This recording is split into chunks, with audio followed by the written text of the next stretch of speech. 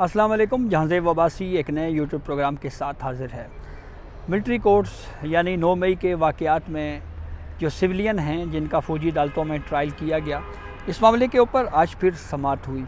Justice Aminuddin Khan जो आइनी bench के सरबराह हैं, उनकी सरबराही में 7 रुकनी आइनी बेंच ने इस केस को आज भी सुना। वज़ारत दिफ़ा के वकील ने ख़ासी तफसील के साथ आज भी अपने दलाइल दिए। अहम बात यह है कि आज की इस प्रोसीडिंग में 9 मई के वाक़यात का जो मास्टरमाइंड है या जो साजिश तैयार की गई, इसके ऊपर एक डिस्कशन हुई और एक ऑब्ज़र्वेशन जस्टिस हसन नज़र रिजवी की जानिब से दी गई। वो ऑब्ज़र्वेशन क्या थी और केस का मुकम्मल अहवाल क्या है, वो आपसे शेयर करते हैं। वज़ारत दिफ़ा के वकील ख्वाजा हारिस ने आज दलाइल देते हुए कहा कि FB अली केस में जिन अफराद पर केस चलाया गया वो रिटायर्ड लोग थे। जस्टिस मुसरत इलाली ने यहाँ पे एक सवाल पूछा। उन्होंने कहा कि कंटोनमेंट में अगर सिपाही का सिविलियन के साथ कोई इख्तलाफ हो जाए, कोई डिस्प्यूट पैदा हो जाए, तो उसका केस कहाँ जाएगा, यानी किस फोरम के ऊपर जाएगा? क्या वो केस भी मिलिट्री कोर्ट में जाएगा? तो इस पर वज़ारत दिफ़ा के वकील ने जवाब दिया कि इख्तलाफ वाली बात जो है वो अलग है।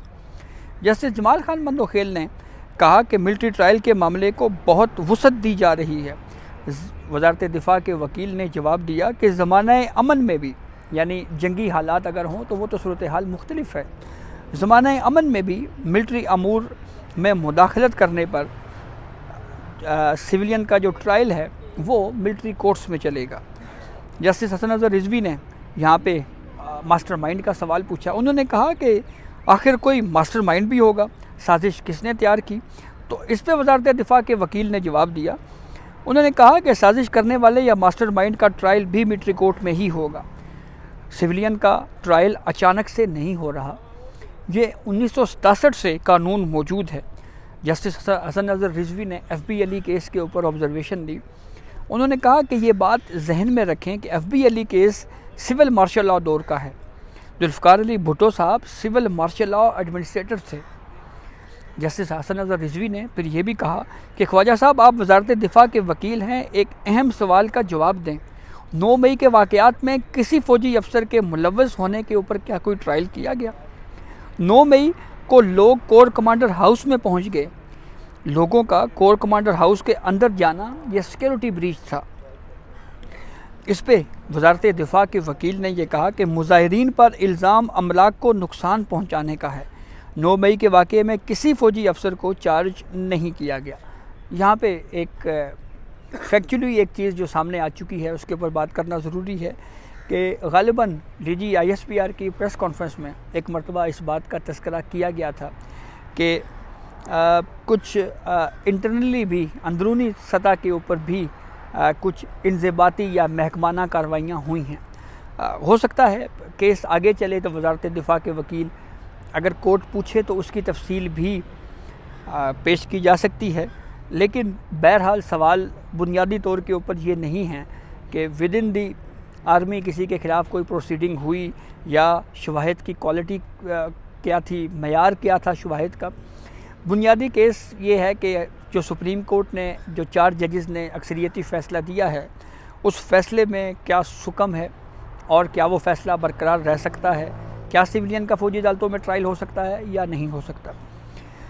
अच्छा, फिर उसके बाद जस्टिस हसन नज़र रिजवी ने एक सवाल और भी पूछा। उन्होंने कहा कि 9 मई को जब मिलिट्री तनसीबात को नुकसान पहुंचाया गया तो कोई मुज़ाहमत नहीं की गई। ज़रूरी नहीं कि गोली चलाएं, लेकिन मुज़ाहमत नहीं की गई। तो इसके ऊपर वज़ारत दिफ़ा के वकील ने ये जवाब दिया। उन्होंने कहा कि जानी नुकसान ना हो, इसके लिए मुकम्मल तहम्मुल का मुज़ाहरा किया गया।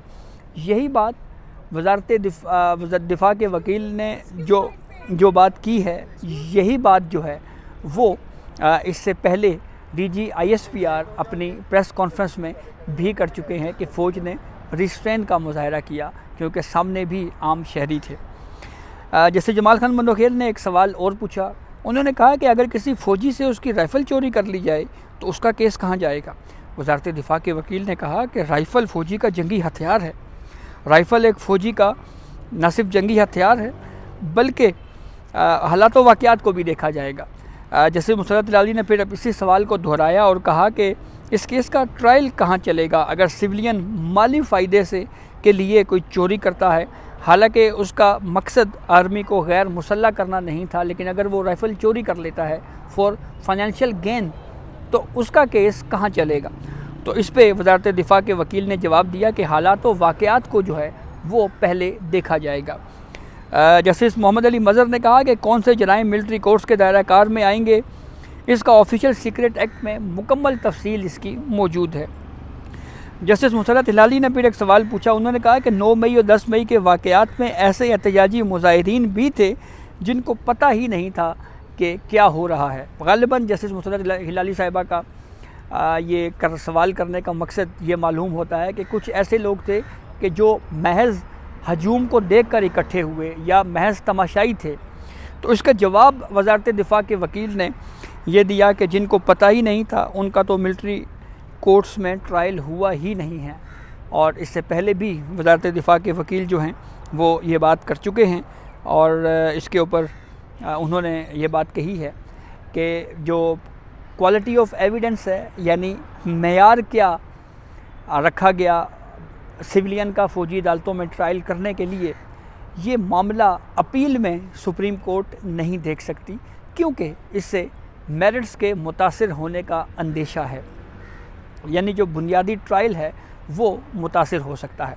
लेकिन बेंच के मोअज़्ज़ज़ जज जो रुकन हैं आइनी बेंच के, जस्टिस हसन नज़र रिजवी, उनका सवाल ये है कि पहले सिविलियन का फ़ौजी अदालतों में जो ट्रायल चल रहा था उसके ऊपर जो स्टे ऑर्डर दिया ये भी सुप्रीम कोर्ट ने दिया, और फिर उसके बाद ट्रायल के बाद फ़ैसला सुनाने की परमिशन भी सुप्रीम कोर्ट के आइनी बेंच ने ही दी।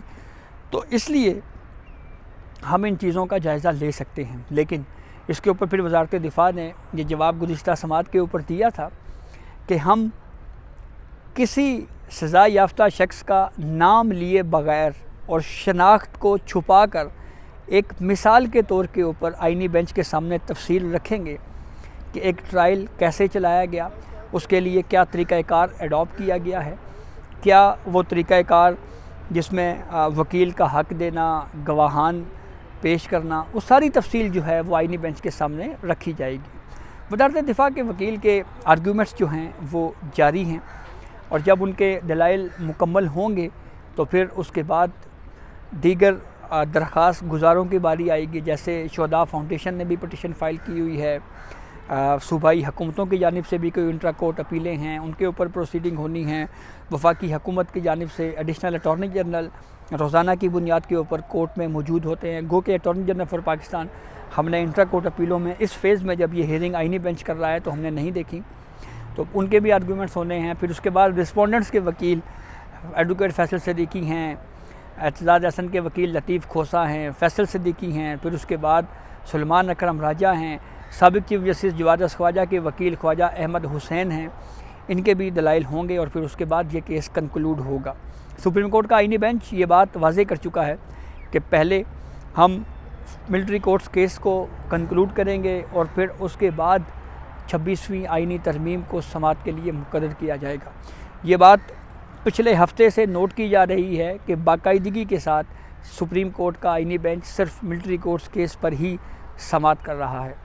तो लेट्स सी, देखें ये केस कब तक कंक्लूड होता है। तो ये अब तक की अपडेट थी जिससे हमने आपको आगाह किया। बहुत शुक्रिया।